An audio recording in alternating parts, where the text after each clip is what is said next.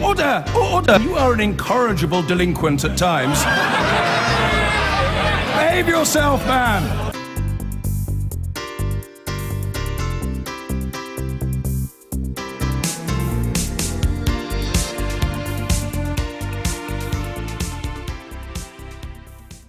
Hello and welcome from us. Not for the first time, we are preoccupied this week with planes and airports. Zach Goldsmith stood down over Heathrow. He says the by-election he's now caused is about Heathrow, but his opponents say not so fast. This is also a chance to give a verdict on Brexit. We'll have the Liberal Democrat candidate contesting the Richmond Park and North Kingston by-election here with us in a few minutes' time.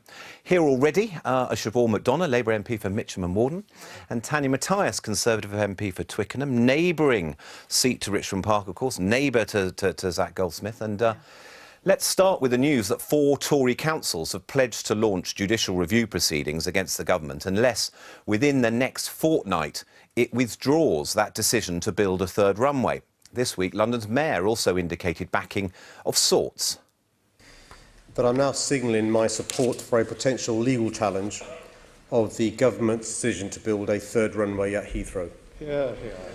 I promised I wouldn't just stand by and see hundreds of thousands suffer from the additional noise and air pollution, and I'm ready to help to ensure that this misery isn't inflicted on Londoners. Now, Siobhan, we're not quite clear from what he's been saying so far about how much money he's putting into any kind of legal challenge, but should he be putting any money into that? You're someone that now favours this decision to go ahead, are you? Oh, I fully support Heathrow, and I think Sadiq is a fabulous mayor. But I think he's wrong about this. I think it's really important for London, particularly in the face of Brexit, that we have easy access by aeroplane into London, and that choice has got to be Heathrow. And I would lay down a challenge.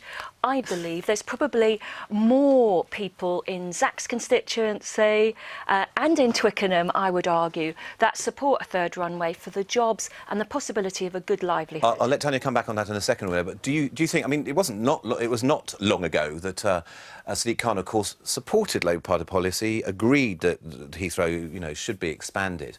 Should any kind of sense of public money, should he continue to take a position on this now? Well, I think it's important for the London Mayor to take a position, and I am sure he has his reasons for believing why he does, and I don't doubt his sincerity at all. But I think the future of London, in my opinion, is with a third-rate one-way at Heathrow. And I would actually say I'd put another one at Gatwick as well. Tanya, it's barely suppressing this smile on your face. Smile. Yeah. No. Thank you for letting me come in there. Sadiq Khan, in his mayoral campaign, was very clear that he was against Heathrow expansion. As soon as he was elected mayor, he sent a letter that we asked him as MPs who are concerned, London MPs who are concerned, will you continue to be against Heathrow expansion? He wrote that letter immediately, and I'm very glad he's been consistent. It's about London, it's about air quality. Remember, the nitrogen dioxide levels were breached. The annual levels were breached on the 8th of January. So for the sake of all Londoners, we're talking about Greater London, airport expansion is needed, but should not be at Heathrow for environmental reasons. Just very briefly, what about that contention? Siobhan says that actually if you took everybody in those seats, Richmond Park, and actually we'd have a majority that might just say, now, let's go ahead with this, we need it. Remember, we had under Conservative Council, when I was Council Richmond Borough, we did a referendum and we got 80% saying no to Heathrow expansion. How many responses did you have? It was over 100,000. So it's actually one of the most extensive surveys. But the problem being that everyone imagines that kind of slightly self-selecting, that the people that feel strongly want to register a protest go and do so. But every single survey we've done, there would be perhaps, I know the area is 20%, but when we talk about the health of Greater London. Let's move on, because we can cover this after we've developed. It's not the planes that are causing the major pollution, it's the cars on the way to the airport that cause the pollution. And some of London's greatest pollution is on the Edgware Road, is on green lanes, where poorer people frequently die. Airport expansion in Heathrow, 800 million will be spent on car parks. Yeah, that to me is air pollution. As I said, we are preoccupied with planes and airports this week, but let's get on to that by-election in south-west London. It's a contest where the Tories and UKIP are not putting up a candidate in order to help the chances of the independent Zach Goldsmith. And the Greens decided not to stand to strengthen the anti-Goldsmith cause by trying to avoid splitting the vote against him. The Liberal Democrats are certainly pumping effort and resources into the campaign. Could they regain a seat lost in 2010? Andrew Cryan reports. The very same day that the government announced they wanted to push ahead with the third runway at Heathrow last month, the Conservative MP for Richmond Park, Zach Goldsmith, resigned his seat in protest, forcing a by-election which he's contesting as an independent. Now, Zach Goldsmith says that he wants this to be a referendum on Heathrow. But the difficulty is that what's on the ballot paper is not a yes-no question about a third runway, but a list of candidates. And all his main opponents not only say that they're against airport expansion here, but they also are trying to make this vote about much more than a single issue. Zach is really trying to pull This week saw the first and so far only debate between the candidates, organised by the anti-Heathrow group HeyCam. This is our chance as a community to send an undiluted, a clear and forceful message to government and to Heathrow. No ifs, no buts, no third runway. Two more here. On the fly, it said there was one topic for discussion, the third runway. But other issues kept bubbling up, and one in particular. Brexit. Hard Brexit. The Brexit department. Soft Brexit. As much as this election stays about Europe, the happier the Brexit sceptic Lib Dems are going to be. 70% of voters here wanted to remain, while Zach Goldsmith voted to leave. The party are airlifting their biggest stars in on a daily basis. So we think this is my 6th visit, and so I'm getting very used to Richmond Station. It's a beautiful part of London, but it's also the constituency that can potentially change the direction of British politics, and without wanting to oversell this, potentially change how Britain is over the next 50 years. That's all right. The Lib Dems used to hold this seat until 2010, and at the weekend say they had 1,000 activists on the streets campaigning for their new candidate, Sarah Olney. On Tuesday, this guy was here. I think the problem for Zach is you can't dictate to people what an election is about. You can't sort of say, as he has in his great sort of flurry of melodrama, it's all about me, me, me. It's not all about him. It's actually about who represents this community the best. And while planes do loom large over the skies of Richmond Park, the people we spoke to on the street did seem to be voting on a whole range of issues. Well, Zach Goldsmith's a Brexit candidate, and it's simple as that, really. When he ran that campaign against Sadiq Khan, all of that, the way he kind of went about it, I didn't like that. I don't agree with his politics. I don't vote Conservative. He's been reasonably good for the area. But this isn't a normal by-election in at least one regard. The Conservatives, UKIP and Greens aren't putting up candidates. Other than the Lib Dems, the only major party contesting the seat is Labour, and they've chosen the transport journalist Christian Woolmer as their candidate. Well, we thought strongly about this and decided that actually the area needed a Labour presence. Remember that the Lib Dems here were the party that allowed in austerity, they allowed in the bedroom tax, they allowed in all sorts of other measures that we absolutely oppose. So that would have left voters with a sort of right-wing candidate and a slightly right-of-centre candidate instead of somebody with a progressive policies to put forward. So perhaps the big struggle for Zach Goldsmith is that while he's fighting a referendum on Heathrow, on the ground we heard voters talking about the whole range of issues, from gay marriage to the bedroom tax, Islamophobia, and of course, Brexit. Well, the Liberal Democrat candidate Sarah Olney is here with us. We'll be talking in a moment. But we asked Zach Goldsmith to take part as well. He couldn't make it. Earlier in the week, we asked him whether the campaign was going to be just about Heathrow. Well, in most people's eyes, it is. And that's the response we're getting, that's the feedback we're getting. People are aware that the only reason this by-election is happening, the only reason, is that I kept my promise and resigned on principle over Heathrow expansion. You said upstairs that you have people of all parties supporting you, but the reality is the most high-profile people who have come down to support you are Conservatives. It's people like Theresa Villiers, it's people like Jacob Rees-Mogg. You're going to have been a man who started this Parliament as a Conservative. You've got to go back as the same man, basically representing Conservatives and supported by local Conservatives. Well, I haven't had a political transplant, if that's what you mean. I'm the same person I was a month ago, with the same views on issues. What happened is that the local party and local councillors and local association members sent a message to the party saying, if you put up a Conservative candidate, we'll continue to back Zach. Logically, that would have meant the entire local party would have had to have been expelled had the central office decided to impose someone, and clearly they weren't going to do that. Is there any tangible difference then between Zach Goldsmith, the independent MP, and Zach Goldsmith, the Conservative MP? Well, in truth, I have always been an independent-minded MP. If you look at my voting record over the last 6 years, the party has never been able to take my vote for granted on any issues. So, in a sense, I will continue to be an independent-minded MP, but without the blue rosette. And that means holding government to account, voting in a way that I believe is good for my constituents, aligned with my conscience, good for the country. And if that puts me against my party, then I will vote against my party, as I have routinely over the last 6 years. Final question. The Lib Dems seem to be throwing everything they've got at this. I spoke to Nick Clegg today. I'm talking to Tim Farron tomorrow. They say they had 1,000 activists on the street this weekend. That's got to have you a bit worried. Most of the people who are campaigning for the Lib Dems are coming from outside of this community. I'm yet to see a local campaigner for the Lib Dems. But it's right. I am an independent. I have no party, no access to the party data, no access to the party machinery or the office. I'm on my own. I had to build a campaign from scratch in a matter of hours. So, of course, I'm not going to be able to outcompete them in terms of door knocking, although we've spoken to many thousands of people already with volunteers. I'm never going to be able to outcompete them in terms of literature, but they'll get 10, 15 times more literature out than we do.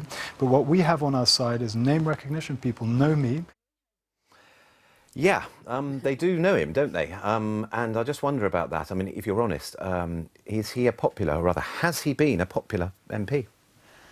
He's done good things for the constituency, but as far as name recognition is concerned, he's right. We're getting a lot of literature out, and people are beginning to recognise me and know my name. And what people really feel strongly about is the Brexit issue, and they know that the Liberal Democrats are the party that are still standing to remain in the EU, and that's what the issue is really all about. But how difficult is it when, as you accept, he is being regarded as a good MP, and let's face it, he extended his majority against the Liberal Democrats by many thousand in 2015. How difficult is that for you to deal with that when he stood down on giving it all up on a matter of principle?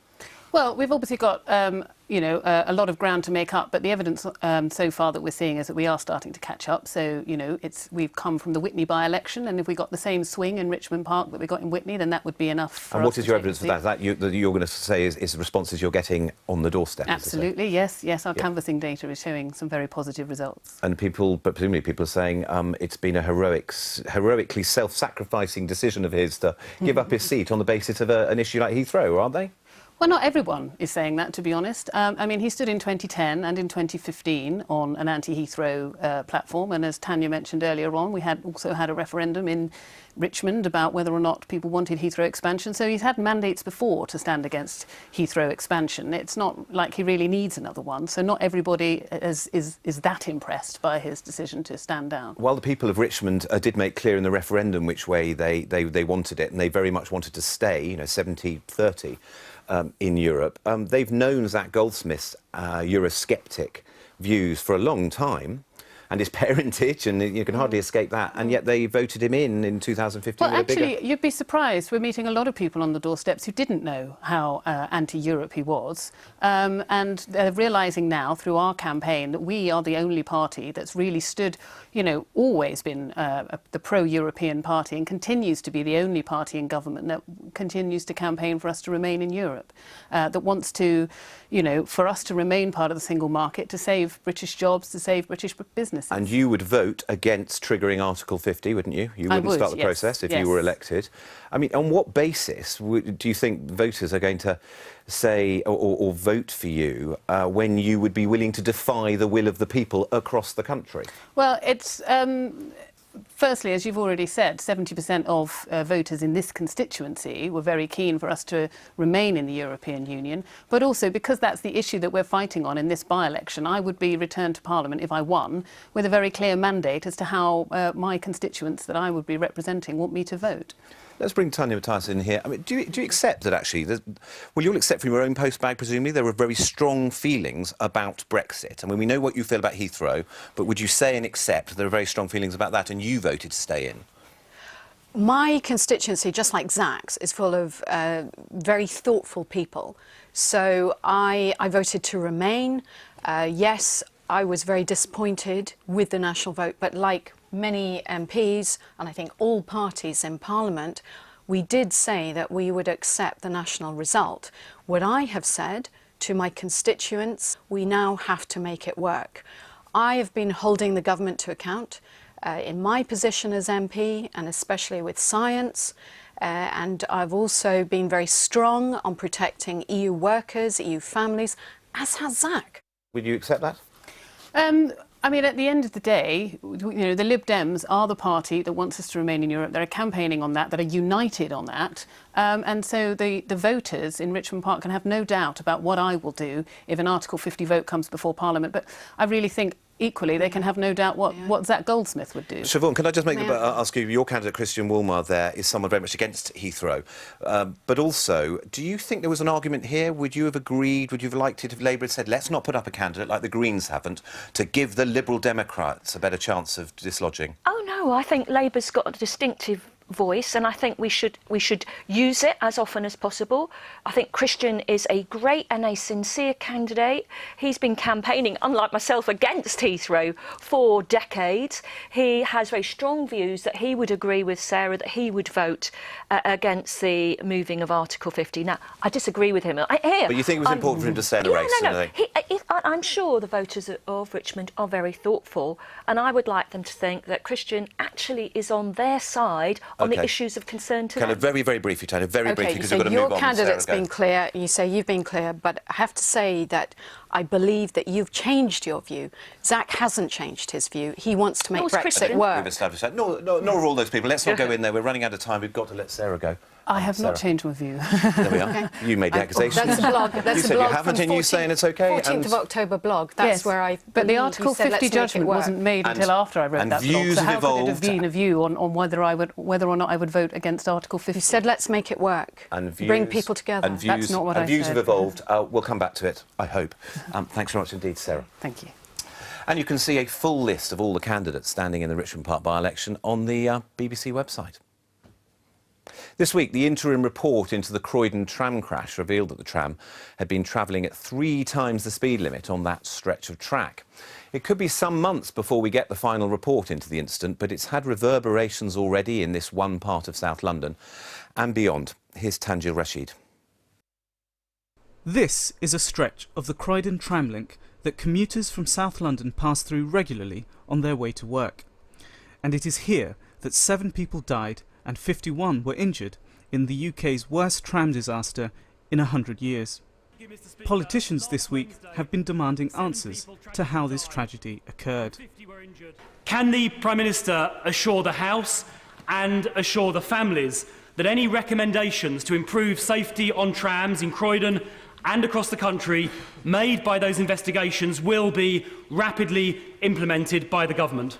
It is important that we allow these investigations to continue, that they are able to come up with their recommendations in due course, and we will of course look very seriously at those recommendations. We can never be complacent about safety and security.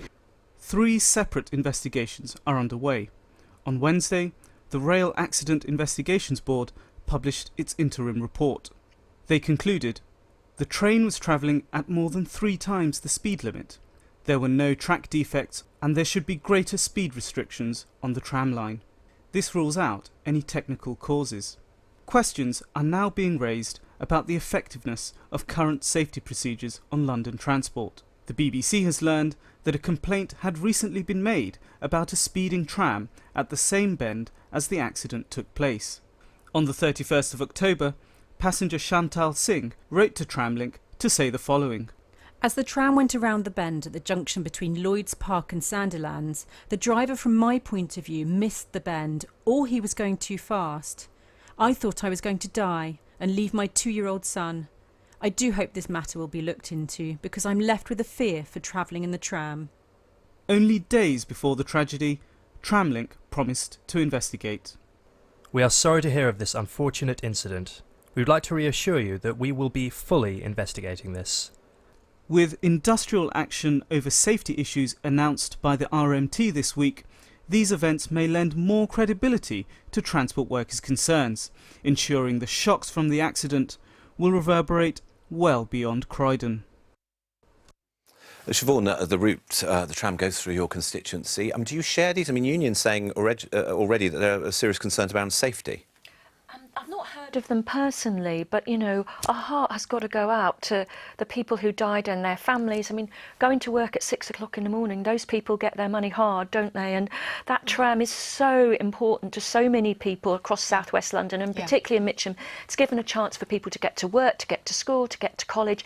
It's been an amazing thing, but we have got to make sure it's as safe as possible. And at that time, and because it's a very local form of transport, that's why the community, most of the victims and the people hurt are all people from a very concentrated area. That's unusual, isn't it, for a... But it is important in our area. Yeah. I'm sure lots of my constituents. I've worked at Croydon Hospital, and you say there, but for the grace of God, at least they're saying it's safe right now, and I do believe them, even though, like you say, the investigation's going to take a long time. It could be that it takes... But that is incredibly reassuring, because the tram link is important in the area. And it could take about a year, I think, before we actually get the full report, or 7 months anyway. Now for the rest of the political news in 60 seconds.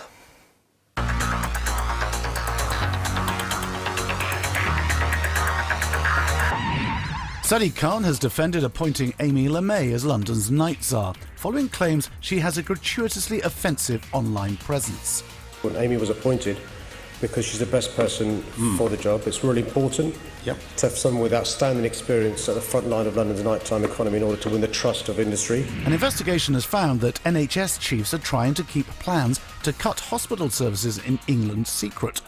The King's Fund report did not include any details of cuts, but from the leaks and plans that have been published so far, a partial picture is emerging of what is involved. This includes plans in South West London to close one of 5 hospitals: St George's, Kingston, Croydon, St Helier or Epsom. Thousands of London Underground staff have voted not to go on strike, but will instead refuse to work overtime or rest days in a dispute over safety. The RMT union is taking the action, claiming job cuts had made working on the tube horrific.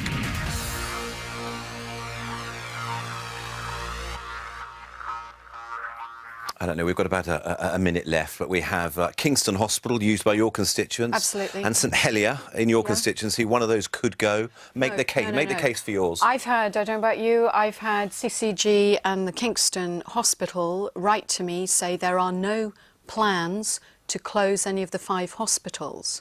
And also remember, the Sustainability Transformation Plan will have consultation. Do you accept that quickly? I'm sorry, if you believe that, you'll believe anything.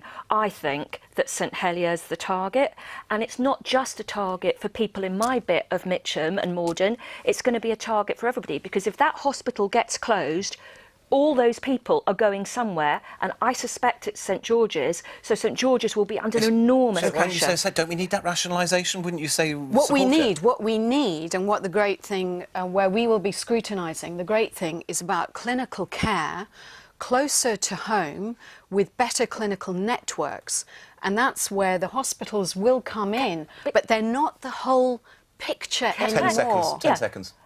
They think they can get 40% of people who currently turn up to A&E to get treatment in their community. It's never happened, and it's not going to happen in 4 years. Feels to me it should have been an item we should spend more time on.